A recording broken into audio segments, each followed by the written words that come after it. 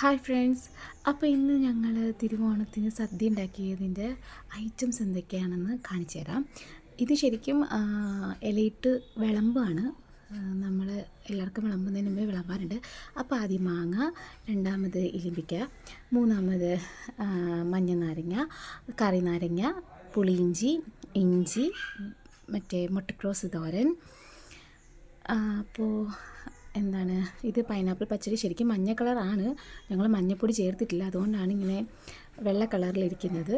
Beetroot പച്ചടി, വെള്ളരിക്ക കിച്ചടി, beetroot കിച്ചടി, വെള്ളരിക്ക പച്ചടി, പിന്നെ അവിയൽ. എനിക്ക് ഭയങ്കര ഇഷ്ടമാണ് കേട്ടോ ഈ അവിയൽ, നല്ല ടേസ്റ്റാണ്.